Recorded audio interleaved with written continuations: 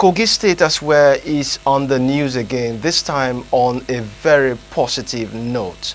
And of course, on the program this morning, we'll be looking at a review of governance performance of Kogi State under the leadership of Governor Ahmed Usman Ododo. What has it done differently that has improved a lot of his state? And of course, what can other states who fell below that cadre do to improve the rating when it comes to governance performance index of their various states? And of course, to have this conversation this morning, I am being joined virtually by Dr. Gideon Issa, who is a public affairs analyst and of course a clergy. Good morning, Dr. Gideon, if you can hear me, and thank you so much for joining us. Good morning, good morning, good morning. All right, my question to you is, Governor Ahmed Usman Ododo, roughly speaking, has been in the office as a governor in the last 17 months, dating back as far back as January 27, 2024. And of course, according to sources, his state has got a very interesting rating when it comes to governance performance index. And as we have it currently, he's rated 48%. Aside from other states who fell below that cadre, we have Benue rating 47%, we have Ekiti State rating 46.8%, and we have some other states across Nigeria that fell below, in fact worse, in the ratings of 42% when it comes to Ebonyi State. We have Jigawa falling below 44%, and of course we have Bauchi that fell to the tune of 41.5%. What is your take as regards the performance index that has given Ododo, who is the governor of Kogi State, such high rating to the tune of 48%? All right, thank you very much. Thank you very much. My take on that rating is this. Practically speaking, for some of us that are citizens of the state and we can see visually everything that is happening in the state, I think it's worth it. Working with the president and his performance so far, it is worth it. And I think in less than a year from now, I think the rating should be more than that because in terms of performance, I think the rating is worth it. All right, now let's look at specifics, because when it comes to performance, it might be relative. Now let us look at specifics, and when I mean specifics, informed reliably that Kogi State is running on a tripod in terms of governance performance index. And now let's look at issues of transparency, grassroots development, and strengthening of the security situation in Kogi State. So what can you say specifically, in relation to what I've just mentioned, that has made Kogi State risen to this level of 48%? In terms of security, the peculiarity of Kogi State in terms of security is this. Kogi State borders are about 8 states. And most of these states that Kogi State borders, they have serious security crisis.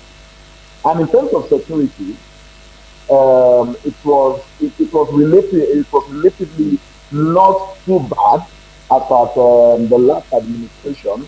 But because of the states that we border with, that we share border with, as we speak, there is insecurity, high rate of insecurity in Benue State, there's high rate of insecurity in Kwara, and we share border with most of these states. So I feel most of the bandits terrorizing these states is the ones defeating these states. But in terms of selling it, LEDC, the government distributed 100 vehicles. They distributed over 100 vehicles, and they employed hundreds of contracts and equipped them with the necessary apparatus for them to be able to go into the forest and comb them out. So in terms of security, I think is doing a very wonderful job. And the issue of insecurity in Nigeria is a very peculiar one that we have been trying to see how to put an end to it. So that is that as regards security. And in terms of human capital development, I have seen and I have observed. Everything I am saying from my point of view is from the point of a stakeholder in the state. I am a stakeholder in the state. I'm a clergy. All the candidates that contested for the election actually consulted with me. In fact, we brought some of them. Some of them visited me in my office in the church, and I gave them the podium, which they spoke to the people what they intend to do for Kogi. I personally interacted with all of them, and they personally told me what they intend to do for Kogi. And one of the things that the governor said was the security of lives and property. And to be very fair, in all honesty, I think we are is trying, but we hope it do more in terms of security as regards mounting pressure on these bandits and these nomadic people in the forest to leave our forest so that we can escape. Thank you. All right, still staying on security, because if you look at it critically, for every government to be spoken of in a positive light, at least security should be one of the top items on the list that the governor of each state should be looking at. Now, talking about security, are you also aware that aside from banditry that seems to be a concern to the government of Kogi State, are you also concerned about the issue of fraudsters that are being chased from surrounding states like Abuja, Niger, and Nasarawa State, that is becoming more like a home for these fraudsters being chased out of this state and now coming to Kogi State to reside? Also, the issue of estate agents. There are concerns that estate agents are making accommodation, more like a nightmare to people who want to reside in Kogi State. So what is your governor doing in regards to the issue that I've just mentioned, fraudsters who are being chased from surrounding states, and of course estate agents who are making life very much impossible for residents of Kogi State to find a decent accommodation to reside? Wow. Thank you very much. Let me start from the estate agents that are making it not easy for people to be able to get houses affordably. I want to commend the honorable member representing APAP State Assembly constituency, that is Honorable Kus Lawal. He passed a motion he raised a motion in the State House of Assembly, and the motion he raised in the State House of Assembly is to torchlight the activities of all these estate agents that are making it so uneasy for residents to be able to get affordable housing. How will you be saying house rent is 400,000 but total package is 1.5? Even if you're a thief, you shouldn't do that. There are some of them that will tell you house rent is actually 500,000 but total package is 1.5. Agents want to use their own house on top agency fee, and it has become a menace in our dear state. So when Honorable Kuslawa raised that motion, it was actually approved and passed to law by the State Assembly Speaker, and I think the governor is about to make it a law.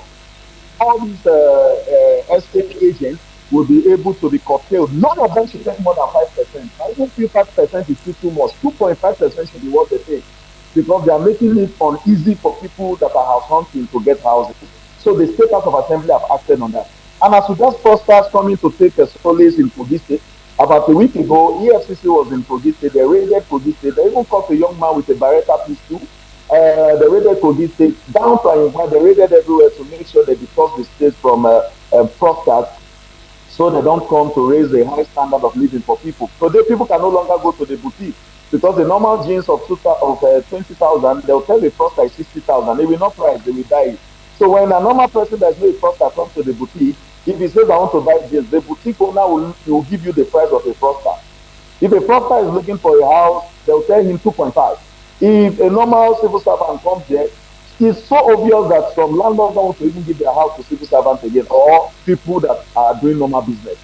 So EFCC was in Kogi State and they raided it, and I can assure you that Kogi State it's not a safe haven for fraudsters, and we are working on that, and by the grace of God is materializing. Thank you very much. All right, now let's look at grassroots development. What is your governor doing when it comes to engaging with people at the grassroots? I'm talking about those in the interlands, the young farmers. What is it doing in terms of incentivizing and, of course, empowering farmers to be able to take, advantage of the agricultural, opportunities that exist within the state? Yeah, thank you very much. As regards that, in terms of agriculture and me being in touch with the grassroots, me, I am like an umpire in the state. My friends do call me the police state gatekeeper. I'm like an umpire in the state. So whenever I speak from the point of view of spirituality and I speak from the point of view of trying to be very honest. When somebody do something good, we comment. When the person is not doing well, we speak out. In 2019, I called out the government as regards non-payment of salary, and I had issue with the former chief of staff who later became the governor. He even got me, the deputy governor rather, he even got me arrested, which I don't even care because the aim of what I actually made a statement was accomplished. I passed the message and he received it. So I've been interceding and be speaking on behalf of Kogi. Say this is not the first time. But the reason why I am asked to do this is not because I am trying to commend or to talk the government, but I'm trying to just make it clear that if we come out to call out the government as regards not performing well, when we see it going the other way around, that we keep quiet, that means we are sycophants, and that means we are not asking for good governance alone. We are not asking it from the place of personal interest or bitterness. As regards him being in touch with the grassroots, about some months ago, or yes, some months ago, late last year rather, he cleared a large hectare of land and distributed seedlings, fertilizer, and tractors to farmers to make sure they utilize the farming season because Kogi State is blessed with amazing soil. When you go to Ibaji local government can feed the whole North Central because they have a fertile soil that rice can be grown. When you go to Adogo in Ajokuta, they have a very good, amazing fertile soil. So they cleared a large hectares of land and distributed seedlings, fertilizers to them. And the farmers are presently, as we speak from the farm, they are working as together. And in terms of the grassroots, it's interesting them and I recommend it for that. So in terms of that, I can give you the passes to 7/10. All right, Thank now you very much.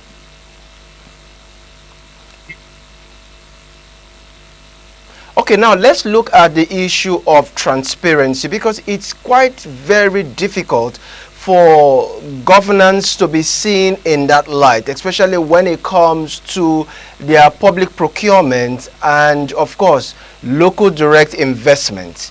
Now, what is your government doing, especially under the leadership of Ododo, when it comes to making, public procurement transparent for people to see? And when we have what we call local direct investment coming into Kogi State, how transparent is that leadership?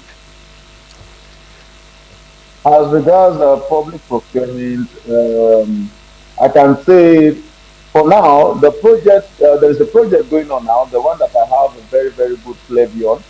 The state government is building about 48 primary health care center, and they are standard health care centers. Like it's a primary health care center, but they are standard. The ones we have previously, it's like a local shop, a provision store. There's a provision store, but this one is a very standard one, and they are using home-based engineers, home-based materials. I can tell you that a high percentage of all the materials used in that project are being sourced from Kogi State and they are using home-based engineers. I can attest to that. I can see that. So in terms of public procurement, I think it is efficiently in view. And in terms of investment in the state, I think the state government is making a very progressive point as regards that. About 2 days ago, the Bank of Industry was opened in Lokoja and Kogi State, and that is happening for the first time in 30 years. There's presently a Bank of Industry in Kogi State. So industrialization is on view, and people can see from a good point of view that they can come around to invest in the state. All right, now let's look at job creation. How much job creation can that particular investment you're talking about, contribute when it comes to allowing people from within to be able to access such kind of job opportunities? How much of it can it guarantee? Yes, about some weeks ago, the state government acquired some tractors. The state government acquired some tractors, and these tractors are equally mining equipment. Kogi State is one of the states that is blessed with about 26 mineral resources. 26 mineral resources. When you get to Ampa, we have coal there. When you go to the west, we have limestone, we have gold. So the state government got some approval and permit from the Ministry of Mining, and I think as we speak, there is job creation in view as regards how to be able to create job for the people of the community. All right. Now, for every giant stride by the governor, especially when it comes to transparency, grassroots development, and of course beefing up security in the state, there are also challenges that comes with it. How is he able to surmount these challenges? What are his practical steps? Okay, come again with the question. My question to you is, for every giant stride the governor has taken in time past, especially with regards to, putting up transparent ways of governance in terms of public procurement and direct investment coming into the state, whether local or foreign, in terms of grassroots development, and of course beefing up security, these strides comes with their various challenges. What practical steps has it taken to be able to surmount these? That when it comes to security, it's taking practical steps. There is something is working on presently as regards mounting checking points at every 10 at every 5 kilometers on all federal roads that link Kogi State. So I think that is a very serious practical step to control that. So what are some of the other challenges that he's also experiencing when it comes to the issue of grassroots development? The challenge is as regards grassroots development is, Kogi State presently is a state that is standing on a tripod of three ethnic groups. You understand? So we have the Okun, we have the Igala, we have the Ijira. And the predecessor of the present governor is from the central, and he himself is from the central. And other regions that have not produced. There's a region that has not produced governor, which is the western part. There is this challenge of ethnicity. So I think that is one of the major challenges. For another ethnic to accept another ethnic governor that is performing, I think that is one challenge. All right, so what do you think other states who fell below the cadre can do better to improve the lot of their state? I'm talking about Benue, that is currently, battling with issues of banditry, which has also affected, the development in that state, given the fact that on the list right now, they are rated 47 alongside Ekiti 46.8. What do you think these states can do in order to improve the lot of their state to be at the same rating with Kogi State? First of all, let me be very honest with you. I am disappointed in the performance of Reverend Father Alia. When Father Alia was contesting for governor, I felt, oh, it's a relief for the people of Benue because number one, he's a Reverend Father, he's a clergy like myself. So I felt, he's a man of God, he's a clergy, he's a Reverend Father, he's going to perform excellently. But the major reason why any governor is elected into office is for the protection of lives and property. And as I speak to you, a lot of people were killed in some part of the village. Like a lot of people every day they are conducting mass burial. And I think in terms of security, the governor is underperforming massively. So I think what we need to do is to engage with governor friends, to engage other governor friends and see how we can partner to bring external security forces. We can bring some external security forces from Kogi from Kogi and other neighboring states, and they form a joint task force to make sure they flush out all these Fulani bandits from their forest. You can't put a goat and a lamb in the same room. The Benue people are predominantly farmers, and the herders they are telling their cows to feed, their cows need to feed on the food of the farmers, so they must be flat. So I think what the government needs to do is to form a joint task force that have affiliation with other people from other places. Okay, so what do you think the governor can do in terms of collaborative measures with the federal government to do better in Kogi State? All right. In terms of collaborative measures with the federal government to do better in Kogi State, I think the governor needs to collaborate more with the federal government in terms of human capital development and in terms of open industrialization of the state. We need more industry in the state. As we speak, there is no industry in the state apart from Dangote and Royal in Agriculture that are producing tile and cement. That is the only industry in Kogi State. So I think the government needs to do better as regards that so that we can be able to come up with a good industries that will create jobs for the people.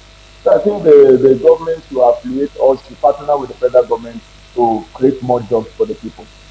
All right. Why people like you might be singing the praises of Governor Ododo? Of course, you know that there are some persons on the other divide who might be heavily, criticizing the governor. Perhaps, given the fact that he must have been an imposition by his predecessor. What's your take as regards the issue of they saying that all of these that he's doing is just to secure his place for a second term, re-election? What's your take on that? I think the beauty of democracy is no matter how a government, the people will definitely, opposition will definitely have. I am not here to praise the government. I am here to give an honest review as regards the performance. I'm here to give an honest review. So I'm not here to praise the government or I'm not here to praise the or to profane, to become a speaker of anonymous. I am being honest. So I think every governor wants to do a second term. But to give state to say a state, you can come around to say, okay, I'm doing some of these things because I want to say. Kogi State is a very peculiar state, you understand? The people are very, very, very, very strong willed. If the people don't want you, they'll vote you out. If the people don't, if you underperform, Kogi people will vote you out. That is something I'm very sure of. So I think even if he's doing it for his second term, for now the performance that we are seeing is commendable. That is why I am out here to commend the one he has done, to put to him the one he needs to do, so that Kogi State can move forward. What opposition said to him is not my concern. I'm not political. All right, so as we coast home in our conversation, what's your overall take as regards your outlook in the first 4 years of Ododo's administration? Only 1 year and 5 months enough. And I can tell you that the prompt payment of salary, the prompt payment of staff and other things that it will be done. It is completely every. Thank you very much, Dr. Gideon Issa, Public Affairs Analyst and a clergy, joining us from Abuja. We really appreciate your time. Thank you so much. All right, that's our offering for you right here from our Lagos Network studios. We really thank you so much for sticking around with us. But of course, the program still continues.